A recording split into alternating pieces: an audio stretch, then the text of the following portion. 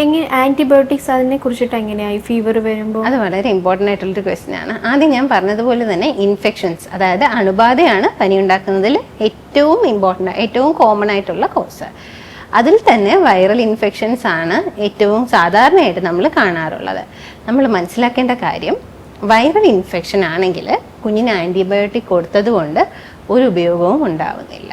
നേരെ മറിച്ച് അതിൻ്റെ ദോഷവശം എന്താണെന്ന് വെച്ച് കഴിഞ്ഞാൽ, നമ്മുടെ മെഡിക്കൽ ഭാഷയിൽ അതിന് ആൻറ്റിബയോട്ടിക് റെസിസ്റ്റൻസ് എന്ന് പറയും.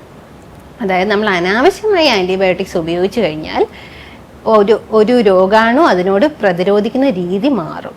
ഇന്ന് ആ രോഗാണു അതായത് ഒരു ആൻറ്റിബയോട്ടിക് ഇന്ന് കൊടുക്കുമ്പോൾ ഇഫക്റ്റീവ് ആണെങ്കിൽ അതിൻ്റെ അനാവശ്യമായിട്ടുള്ള ഉപയോഗം നാളെ അത് കൊടുക്കുമ്പോൾ അത് ഇഫക്റ്റീവ് ആവാതിരിക്കാനും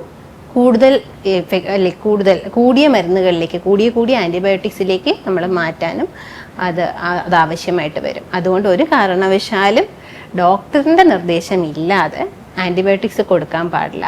ഇപ്പോൾ പാരൻസ് വരുന്നത് ഒരു 1-2 മാസം മുന്നേ ഒരു പനിയും ജലദോഷം അല്ലെങ്കിൽ ചുമയും വന്നു, ഡോക്ടറെ കാണിച്ചപ്പോൾ ഒരു മരുന്ന് തന്നു, ഇപ്പോൾ പനി വന്നു, ചുമ വന്നു, അപ്പോൾ കഴിഞ്ഞ തവണ കൊടുത്ത അതേ മരുന്ന് തന്നെ അവർ മെഡിക്കൽ സ്റ്റോറിൽ പോയിട്ട് വാങ്ങിയിട്ട് കൊടുക്കുന്ന ഒരു ടെൻഡൻസി കാണുന്നുണ്ട്. അങ്ങനെ ഒരിക്കലും ചെയ്യാൻ പാടില്ല. ആൻറ്റിബയോട്ടിക്സിൻ്റെ അനാവശ്യ ഉപയോഗം വളരെ ദൂഷ്യത്തിലേക്ക് നമ്മളെ നയിക്കും.